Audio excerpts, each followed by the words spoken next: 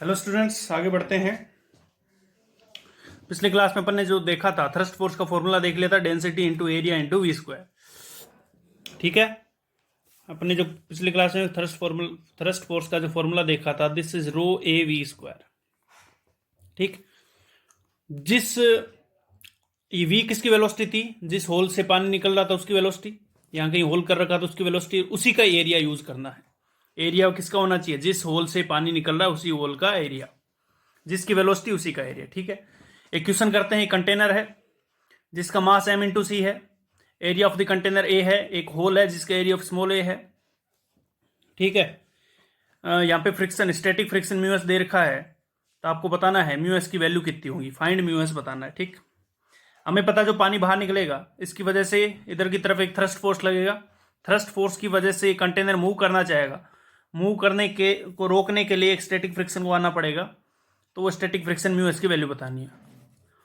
तो यहाँ पे जो फोर्स लगेगा वो rho into area into we square.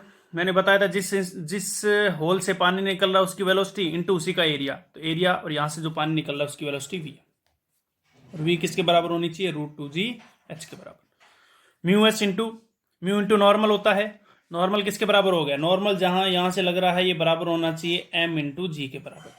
एक तो कंटेनर का मास, एक इस लिक्विड का मास, तो कंटेनर का mass m into m c plus नीचे की तरफ लिक्विड का मास कितना होगा? Density into area into height, ठीक, इंटू जी। ये तो हो गया mass into g, normal, mu into normal. Velocity की वैल्यू रखी है मैंने 2gh, ठीक है, और यहां से सोल्व करा तो म्यू स्टैटिक निकल के आ गया 2ρah/mc प्लस ρh। सॉरी, समझ आई चीजें? तो स्टैटिक कोफिशिएंट ऑफ फ्रिक्शन की वैल्यू निकल के आ गई। आपसे पूछ लिया जाए फ्रिक्शन की डायरेक्शन किस डायरेक्शन में होगी, फ्रिक्शन कौन सी डायरेक्शन में लग रहा होगा कंटेनर के ऊपर, तो हमें पता है कि इधर की तरफ पानी बह रहा होगा, तो थ्रस्ट फोर्स पीछे की तरफ कंटेनर की तरफ लगेगा, फ्रिक्शन स्टैटिक फ्रिक्शन लगेगा इधर की तरफ, स्टैटिक फ्रिक्शन किधर लगेगा? इधर की तरफ, राइट की तरफ लगेगा। समझ लीजिए, इस चीज का ध्यान रखें। और म्यू स्टैटिक की वैल्यू इतनी निकल के आएगी। अगर मास ऑफ कंटेनर नहीं दे रखा हो तो उसको जीरो कर देंगे और सारी चीजें, तो रो ए से रो कैंसिल आउट हो जाए, एच से कैंसिल आउट हो जाए, तो 2a/a निकल के आ जाएगा। आगे इस तरह का क्वेश्चन पूछा जाता है कि एक पाइप है जो कि 90 डिग्री पे घुमा हुआ है, यहां से जो लिक्विड निकला v वेलोसिटी के साथ ऊपर, और इधर से घूम के टकरा के इधर निकल गया v स्पीड के साथ। Find force exerted by the liquid on pipe at turning point. ये जो टर्निंग पॉइंट है, इस पॉइंट पे liquid on pipe at turning point, liquid ने पाइप पे कितना फोर्स लगाया है, क्योंकि लिक्विड इधर से जाके इधर टकराया होगा, फिर इधर जाके घुमा होगा। समझ आइए, पहले इधर जाके इधर टकराया होगा, फिर इधर घुमा होगा, तो कह रहे लिक्विड ने पाइप पे कितना फोर्स लगाया है। तो डायरेक्शन ऑफ फोर्स निकालते पहले, डायरेक्शन फोर्स, तो फोर्स होता है dp/dt या डेल्टा p/Δt, होता है कि नहीं होता? तो फोर्स की डायरेक्शन वही होगी जो चेंज इन मोमेंटम की डायरेक्शन होगी, फोर्स की डायरेक्शन वही होगी जो चेंज इन मोमेंटम की डायरेक्शन होगी। तो चेंज इन मोमेंटम बराबर होता है फाइनल माइनस इनिशियल। फाइनल किधर की तरफ है? आई कैप में, और इनिशियल किधर की तरफ था? जे कैप में, तो P final minus P initial कर दिया, तो इसकी डायरेक्शन किधर आई? आई कैप किधर की तरफ? इधर की तरफ, और जे कैप इधर की तरफ, तो नेट आ जाएगा इधर की तरफ। फोर्स होता कितना है? रो ए वी स्क्वायर, इसकी वजह से और इसकी वजह से भी रो ए वी स्क्वायर, तो नेट आ जाएगा, दोनों के बीच एंगल है तो 90 डिग्री एंगल है, तो √2 इंटू फोर्स, यानी √2 into rho A V square. समझ आई चीजें? तो इस तरह के क्वेश्चन काफी ज्यादा पूछे जाते हैं। अगर ये एंगल 90 की जगह 60 होता तो एफ कितना जाता रिजल्टेंट? √3f। एफ की वैल्यू कितनी थी? Rho into area into we square. Area कौन सा? क्रॉस सेक्शन एरिया ये, और वी हमें पता ही है। अगर वेलोसिटी अलग अलग होती, ये वेलोसिटी वी होती और ये मान लो कोई v/2 हो जाती, तो इसका फोर्स आता rho into area into v/2 का होल स्क्वायर, इसका आता rho into a into we square. तो फोर्स अपन यहाँ पे क्या निकालते हैं? दिस इज द f/4, अगर इसको f नाम देंगे तो इस क्वेश्चन के हिसाब से रिजल्टेंट निकाल के रख देते हैं। क्लियर है बातें? इस चीज का ध्यान रखें। वेक्टर में निकालना आता ही है, मैंने फोर्स निकालना सिखा दिया है विद डायरेक्शन। डायरेक्शन कैसे निकालेंगे? चेंज इन मोमेंटम से। ठीक है, अगर ये लिक्विड पाइप के ऊपर इधर की तरफ फोर्स लगा रहा है, तो पाइप लिक्विड के ऊपर किधर की तरफ लगा रहा होगा? इसके अपोजिट में, एक्शन रिएक्शन। अगर लिक्विड ने पाइप पे लगाया है तो पाइप ने भी लिक्विड के ऊपर फोर्स लगाया होगा, और जस्ट अपोजिट लगाया होगा, एक्शन रिएक्शन, न्यूटन के थर्ड लॉ के हिसाब से। समझ आई चीजें? क्लियर बातें? तो इस तरह के क्वेश्चन भी पूछे जाते हैं, ध्यान रखें। ये थ्रस्ट फोर्स की कहानी हुई। अब कुछ चीज और जान लेते हैं।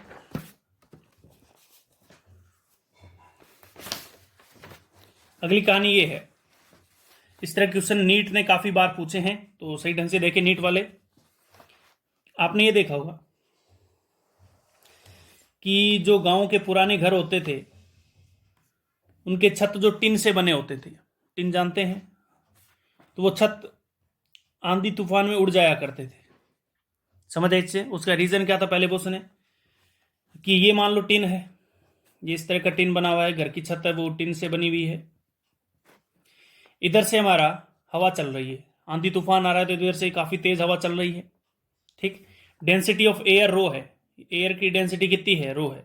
अगर ये क्वेश्चन में दी हो तो बढ़िया, वरना 1.3 kg/m³ होती है, ध्यान रखें। एयर की डेंसिटी 1.3 kg/m³ होती है, जैसे वाटर की 1 होती है। ठीक है, वरना दे देगा क्वेश्चन में देगा। इधर से हवा बह रही है, इधर ये हमारा क्या है, घर है, पूरी तरफ चारों तरफ से बंद है। आंधी आया तो हमने गेट खोला था वो भी बंद कर दिया। हमें पता अंदर की तरफ कोई हवा नहीं है, तो अंदर की तरफ जो भी हवा है उसकी वेलोसिटी लगभग कितनी है, 0। ठीक, अंदर की तरफ घर के अंदर जो हवा होती है लगभग वेलोसिटी कितनी है, 0, क्योंकि घर चारों तरफ से बंद है। और बाहर से जो आंधी चल रही है, तूफान आ रहा है, उसकी वेलोसिटी भी है। तो तुम देखो कि ये लेवल है, इस लेवल को मैं अगर इस लेवल पे पोटेंशियल एनर्जी को 0 मान लूं, तो according to Bernoulli P plus half rho we square plus rho ji H क्या होना चाहिए, कांस्टेंट होना चाहिए। रो जी एच वाली टर्म तो 0 होगी, क्योंकि सेम लेवल पे बात करेंगे। रो जी एच वाली टर्म 0 हुई तो इसका मतलब जहां पे प्रेशर ज्यादा होगा वहां पे वेलोसिटी को कम होना पड़ेगा। ये चीज अपन कल बात कर चुके हैं। जहां पे वेलोसिटी ज्यादा वहां पे प्रेशर कम, और जहां पे प्रेशर कम वहां पे वेलोसिटी ज्यादा। तो यहाँ पे वेलोसिटी ज्यादा और यहाँ पे वेलोसिटी कम है, इसका मतलब यहाँ पे प्रेशर कम होगा और यहाँ पे प्रेशर ज्यादा होगा। यानी घर के अंदर प्रेशर बहुत ज्यादा है और घर के बाहर प्रेशर बहुत कम है। अब आपने ये भी देखा होगा कि प्रेशर हमेशा हाई टू लो फ्लो होता है, प्रेशर हमेशा बहता है हाई टू लो। तो प्रेशर हाई से लो की तरफ बहेगा तो प्रेशर इधर की तरफ ज्यादा होगा, इधर से इधर आने की कोशिश करेगा, इसलिए घर की छत को उड़ा दिया जाता है। समझ आई चीजें? तो घर की छत का उड़ने का कारण ये है। ठीक है, तो ये हमारी छत थी। दोबारा समझा रहा हूं, इस पर क्वेश्चन कैसे पूछे जाते वो उड़ने का रीजन बताया। ये तो इधर से प्रेशर कोई P1 लगा मान लो, ऊपर से लगेगा प्रेशर P2 बाहर से, और हमें पता है P1 बड़ा है, तो P1 माइनस P2 ये तो हो गया नेट प्रेशर इनटू एरिया, इसका एरिया, छत का एरिया, ये रेक्टेंगल टाइप का है या स्क्वायर टाइप का जो भी है। ठीक है, अगर ये नेट प्रेशर इनटू एरिया है, ठीक है, ये किसके बराबर होना चाहिए, ये किसके बराबर होना चाहिए, ये होना चाहिए हाफ रो वी स्क्वायर के बराबर। कैसे पता चला? अगर मैं बर्नौली लगाऊं अंदर पे, अंदर प्रेशर P1, अंदर वेलोसिटी 0, तो हाफ रो वी स्क्वायर 0, लगभग वेलोसिटी 0 ली थी, प्लस रो जी वाली टर्म को 0 ले चुके हैं। बाहर की तरफ pressure P2 plus half rho we square, तो ये निकल के आ जाएगा P1 minus P2 equal to half rho we square. इस तरह पर प्रेशर का डिफरेंस निकाल सकते हैं। ठीक है, कभी कभार ये भी पूछ लिया जाता है, अगर छत को हमें उड़ना नहीं देना है, छत उड़नी नहीं चाहिए, तो छत के ऊपर कितना मास रखा जाए। और कोई ऊपर से एक्सटर्नल फोर्स कोई मास रखा जाएगा तभी तो नहीं उड़ पाएगा, तो कितना मास रखा जाए कि उड़े नहीं। तो mg नीचे की तरफ mg और P1 माइनस P2 ऊपर की तरफ है, तो नेट फोर्स ऊपर की तरफ P1 minus P2 pressure into area is equal to होना चाहिए mg, इज इक्वल टू क्या होना चाहिए, mg। तो ये क्वेश्चन भी पूछा जा सकता है कि कितना मास रखा जाए ताकि छत उड़े नहीं, और ये भी पूछा जा सकता है कितना प्रेशर डिफरेंस क्रिएट होगा अगर वेलोसिटी एंड डेंसिटी दे दी जाए तो। समझ आई चीजें? तो दोनों क्वेश्चन पूछे जा चुके हैं नीट के अंदर। ठीक है, प्रेशर का डिफरेंस बराबर हाफ रो वी स्क्वायर और प्रेशर का difference into area equal to mg। तो प्रेशर का डिफरेंस यहां से अपन निकाल सकते हैं P1 minus P2 equal to mg by a. अब ये भी इक्वेशन और ये भी इक्वेशन दोनों एक साथ यूज कर ली जाए तो mg by A is equal to half rho we square. यहाँ पे ध्यान रखना, रो किसकी डेंसिटी, एयर की, और वेलोसिटी भी किसकी, एयर की। मास किसका है, जो एक्सटर्नल मास रखा गया है, इसको डेंसिटी की फॉर्म में कन्वर्ट मत कर देना भैया। जी इंटू एरिया किसका है, छत का। समझ आए चीजें? तो इस तरह से कोई भी क्वेश्चन पूछा जा सकता है। कहां कहां से क्वेश्चन अराइज हो रहे हैं। एक क्वेश्चन यहां से अराइज हो सकता है, प्रेशर का डिफरेंस बराबर हाफ रो वी स्क्वायर, एक प्रेशर का difference into area equal to mg, और इन दोनों इक्वेशन को होल्ड करके एक इक्वेशन भी बनाई जा सकती है। समझ आई चीजें? क्लियर है बातें? ऐसा कैसा भी कहां पर होता है, ऐसा कैसा हवाई जहाज के उड़ने का कारण भी यही है। हवाई जहाज के जो पंखे होते हैं, पंख लगे होते हैं, या हेलीकॉप्टर के मान लो जो पंख लगे होते हैं, उनके अंदर नीचे की तरफ हवा की स्पीड अलग होती है और ऊपर की तरफ स्पीड अलग होती है। समझ आई चीजें? और उसकी वजह से प्रेशर डिफरेंस की वजह से ऊपर उड़ पाता है। इस तरह का पंख है मान लो हवाई जहाज का, सेकंड केस लें, एरोप्लेन का पंख इस तरह का होता है कुछ, ठीक है, इस तरह का बना होता है। ठीक, इधर से प्रेशर P1 लगा, इधर से प्रेशर P2, यहाँ पे जो हवा बह रही है V1 स्पीड के साथ, यहाँ पे जो हवा बह रही है V2 की स्पीड के साथ, तो P1 plus half rho V1 square plus ये वाली टर्म जीरो पोटेंशियल एनर्जी वाली P2 plus half rho V2 square.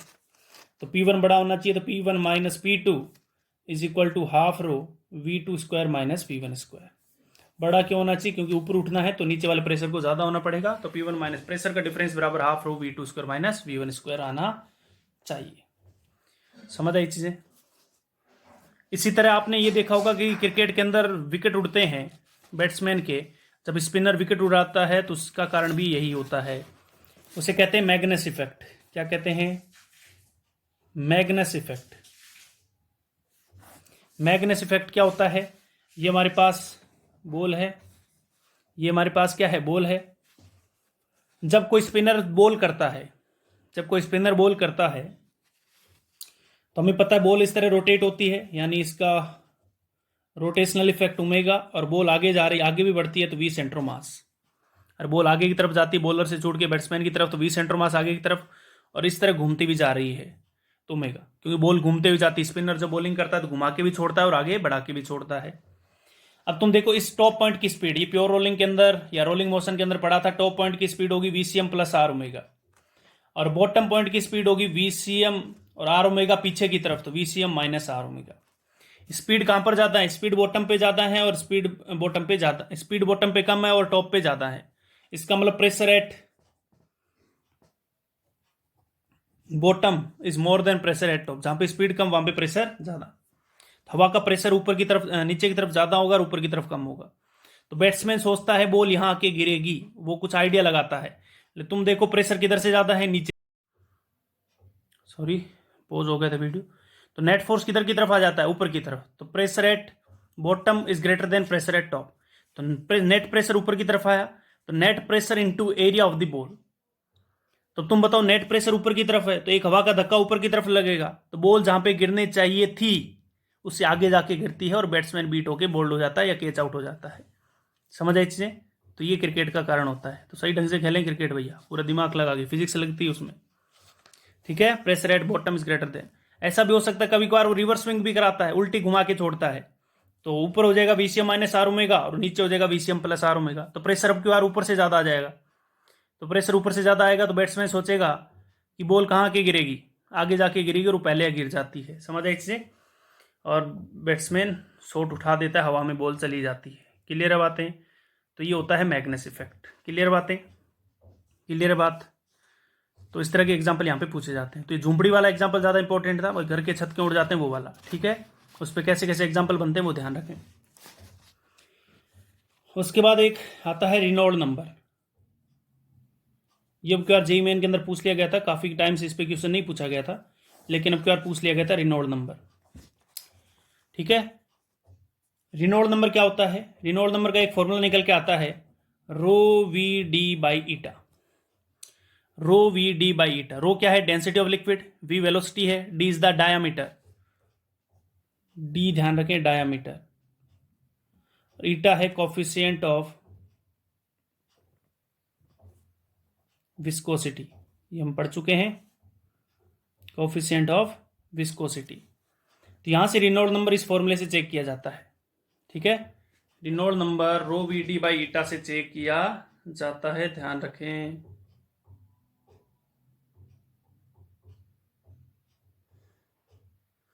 दो प्रकार के फ्लो माने जाते हैं, टाइप्स ऑफ फ्लो दो प्रकार के माने जाते हैं। एक होता है स्ट्रीमलाइन, सेकंड होता है टर्बुलेंट फ्लो।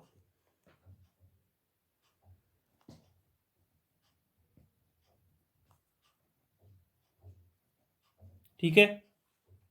अगर रिनॉल्ड नंबर की वैल्यू, रिनॉल्ड नंबर की वैल्यू अगर less than, if RE less than 1000, अगर रिनॉल्ड नंबर लेस देन 1000 आता है तो स्ट्रीमलाइन फ्लो है। अगर रिनॉल्ड नंबर मोर देन 2000 आता है तो टर्बुलेंट फ्लो होता है। इन दोनों के बीच में आएगा तो अनस्टेडी फ्लो, उसके बारे में हम कुछ नहीं कमेंट कर सकते। समझ आई चीजें? तो इससे रेनॉल्ड नंबर से अपन क्या फाइंड आउट करते हैं, जब कोई लिक्विड बह रहा हो तो स्ट्रीमलाइन फ्लो में बह रहा है या टर्बुलेंट फ्लो में। स्ट्रीमलाइन फ्लो का मतलब क्या होता है कि एक पाइप है मान लो, ठीक है, पाइप है, इस पॉइंट पे जब पानी निकला उसकी स्पीड v थी, अगली बार अगर इस पॉइंट से पानी निकलेगा तो उसकी स्पीड भी v होनी चाहिए, अगली बार निकलेगा तब भी v, यानी से प्रत्येक पॉइंट, जिस पॉइंट पे स्पीड v थी उस पॉइंट पे स्पीड v ही रहेगी, तो वो स्ट्रीमलाइन फ्लो होगा। अगर स्पीड सेम नहीं रही तो टर्बुलेंट फ्लो हो जाएगा। समझ आ रही है? कभी कभार पानी का प्रेशर मान लो कांस्टेंट प्रेशर आ रहा होता है तो स्ट्रीमलाइन फ्लो, अचानक अगर प्रेशर तेज हो जाए तो वो टर्बुलेंट फ्लो बन जाता है। समझ आई चीजें? तो रेनॉल्ड नंबर की अगर रेनॉल्ड नंबर की वैल्यू लेस देन 1000 आती है तो ये स्ट्रीमलाइन फ्लो, अगर ग्रेटर देन 2000 आती है तो टर्बुलेंट फ्लो। इस चीज का ध्यान रखें, जेईई मेन इस पे क्यूआर क्वेश्चन पूछ चुका है। और रेनॉल्ड नंबर की वैल्यू निकालते कैसे हैं, rho we D by eta से। रो क्या है, density of liquid, v is the velocity या मीन वेलोसिटी कहते हैं, average velocity, d is the diameter of pipe, eta क्या है, कोफिशिएंट ऑफ विस्कोसिटी। क्लियर बातें? आप सीट के अंदर क्वेश्चन आपको मिल जाएंगे, उससे आपको पता चल जाएगा कैसा है। ठीक है, इस चीज का ध्यान रखें। तो ये रेनॉल्ड नंबर और ये सारी चीजें होती है।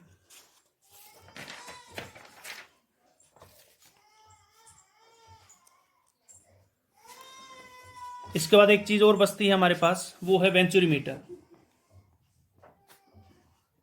वेंचुरीमीटर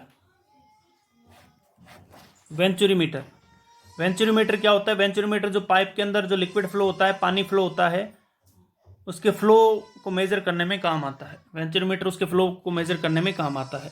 होता कैसे वो देख लेते हैं। इस तरह का होता है,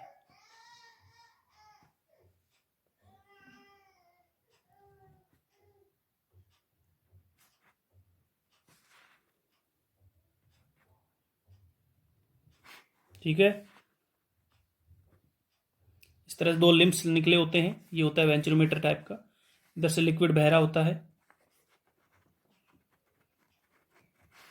इसके अंदर कुछ हाइट तक पानी भरा होता है और इसके अंदर भी कुछ हाइट तक पानी भरा होता है, मतलब ये पानी ऊपर तक चढ़ जाता है इसमें प्रेशर डिफरेंस की वजह से। कैसे दिखाता हूँ मैं आपको।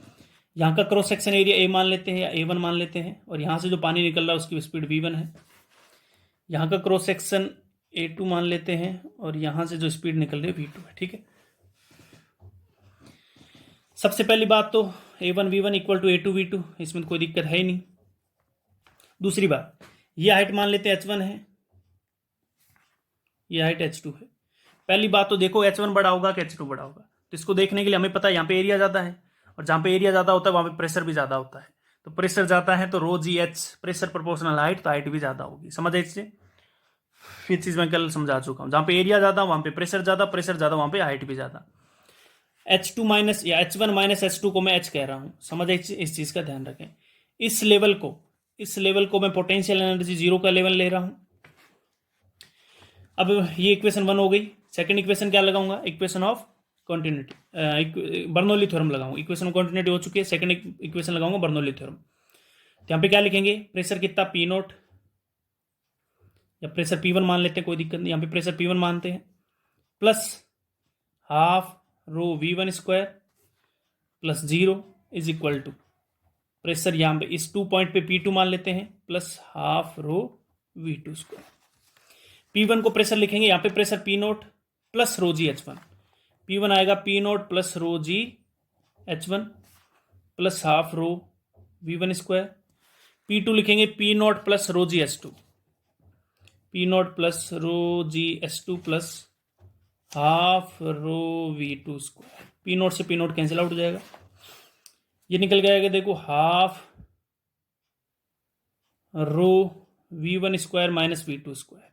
इसको इधर ले लिया इक्वल टू या V2 square minus V1 square कर लेते हैं, इसको इधर ले लेते हैं, ये निकल के आएगा रो जी H1 माइनस H2, ताकि टर्म पॉजिटिव बनी रहे। तो ये निकल के आएगा half rho V2 square minus V1 square equal to rho G H1 minus H2 को मैंने क्या लिया था, H लिया था, हाफ इंटू रो V2 की जगह अपन उठा के यहाँ से वैल्यू डाल देते हैं इक्वेशन ऑफ कंटिन्यूटी से। तो ये निकल के आएगा A1 V1 अपॉन A2 का whole square minus V1 square equal to rho ji h, rho से रो कैंसिल आउट हो गया, यहाँ से V1 स्क्वायर को कॉमन लिया तो V1 square is coming out, A1 square minus A2 square upon A2 square, LCM लेके solve कर दिया इक्वल टू 2GH। तो V1 की वैल्यू निकल के आई A2 under the root 2GH upon A1 square minus A2 square, ये हमारे पास V1 की वैल्यू निकल के आ गई। समझ आई चीजें? तो इस तरह से अपन V1 and V2 find out कर सकते हैं। V2 की वैल्यू कितनी निकल के आएगी, ये उठा के रख देंगे कहाँ पर, ये उठा के इक्वेशन ऑफ कॉन्टिन्यूटी इंपुट करेंगे इक्वेशन नंबर 1 में, तो V2 बराबर निकल के आएगा A1 under the root 2GH upon A1 square minus A2 square. इसे वेंचुरीमीटर कहते हैं, वेंचुरीमीटर में स्पीड इस तरह निकालते हैं V1 एंड V2। समझ आई इससे? वेंचुरीमीटर में V1 एंड V2 इस तरह निकाला जाता है। ये फॉर्मूले होते हैं, आपको याद रहने चाहिए या निकालने आने चाहिए। ये वेंचुरीमीटर स्पीड हो गई। उसके बाद वॉल्यूम रेट फ्लो क्या आएगी, volume rate flow in venturimeter वो होता है एरिया इंटू वेलोसिटी। क्यू बराबर कोई भी एरिया ले लें, मान लो A1 एरिया लेते हैं तो A1 इंटू V1, क्यू बराबर A1 इंटू V1 की वैल्यू ये रही A2 under the root 2GH upon A1 square minus A2 square. ये किसकी वैल्यू निकल के आ गई, वॉल्यूम रेट फ्लो की। समझ आई चीजें? तो वेंचुरीमीटर की हेल्प से अपन जो लिक्विड बह रहा होती है उसकी स्पीड के बारे में जानते हैं। तो V1 V2 and volume rate flow हमने निकाल ली। समझ आई चीजें? तो इस तरह से अपन वेंचुरीमीटर की हेल्प से V1 V2 फाइंड आउट कर सकते हैं। समझ आई चीजें? तो ये हमारा फ्लूइड मैकेनिक्स कंप्लीट होता है। अब अगली क्लास से अपन नया चैप्टर शुरू करेंगे। इस चैप्टर की आप सही ढंग से करें। Thank you.